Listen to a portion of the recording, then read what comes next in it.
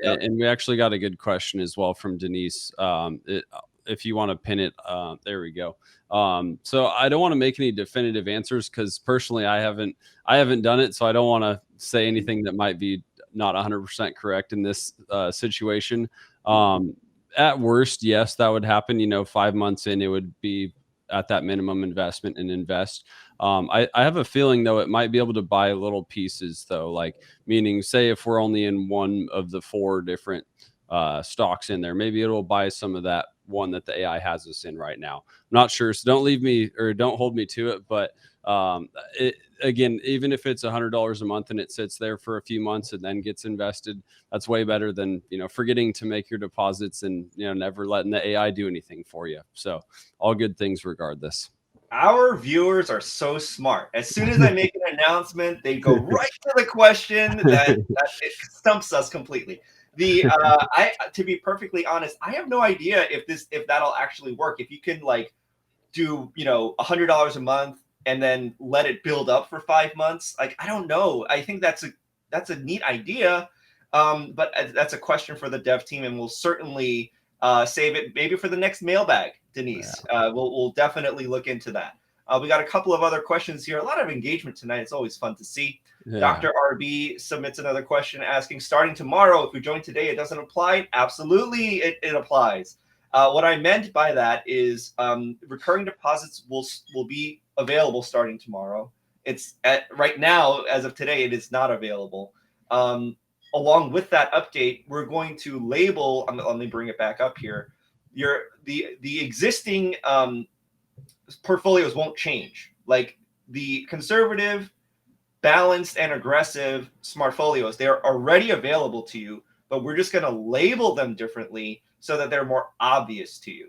Now, if you're a new user and you sign up, you can go through the new onboarding process tomorrow.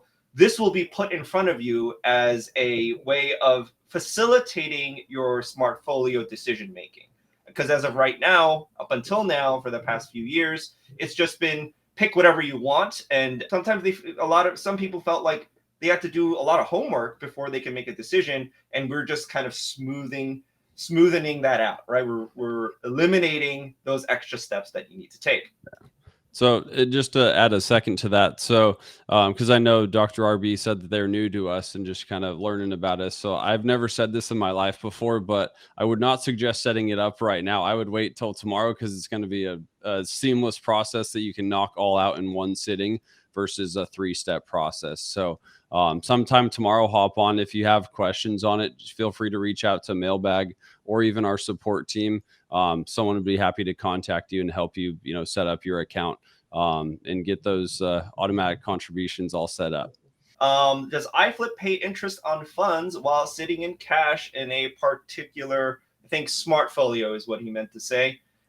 Lee, do you have any insight on that? I think you're better equipped to Yeah, answer. not at this present second. You can do some creative things. I know Kelly talked about it last AI circle. Certain.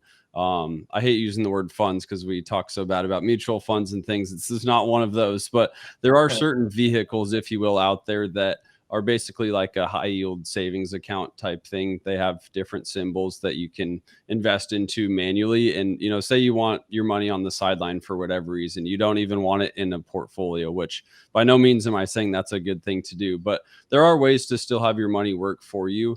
But as it presently sits, when your money's just sitting in cash, it's just staying there in cash. And the reason being is we just value that liquidity way too much to go put it into a money market and then have to sell those and, liquidate and then get that money back freed up, if you will, to invest into whatever the AI wants to buy. So, in the grand scheme of things, it's not, anything major by any means, but we're always looking at ways to maximize, things for you guys. And that might be something that comes out in the near future. Definitely. And the only thing I'll add to that is that, yes, you might be looking for something that I think what you're looking for, the reason you're looking for something that pays you interest is you want to make sure your money's always working for you. I think that's the general philosophy for anyone who asks this kind of a question. And I agree with that. We want, especially now with inflation the way that it is, you want your money to be working for you. the way that we achieve that, because we don't actually pay interest on funds like that, we might be able to down the road, but right now we're not able to. The way we accomplish a similar kind of effect, though, is through the conservative smartfolio, which is very dividend heavy. Or, like I said before, I'll link a video in the description below where Kelly describes some of the dividend type of equities and stocks and ETFs that can achieve a similar kind of thing, where you're going to spend a lot of time in the market, right? And they're designed to kind of not move that much, but pay a solid dividend. Similar to paying an interest, which is, I know it's different. Interest is guaranteed. I get that, but it's the closest that we can get. Okay, and the last question that we have, hope that helps, Mario, is iFlip unavailable for all of Canada or specific provinces in Canada? We get this question all the time.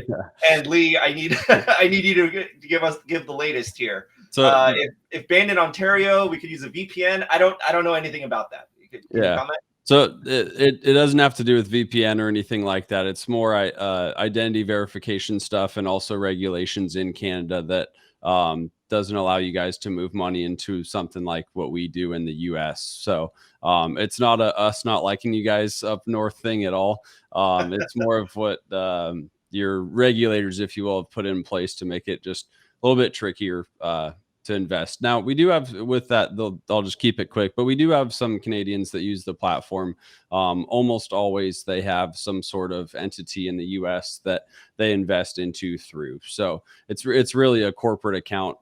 They might be the owner of the LLC or S Corp or however it's structured, but sometimes there are ways around it. Sometimes there are not. Thank you, Lee, for that. I can't really comment on this. It's so far, above my pay grade. Let's just put it that way.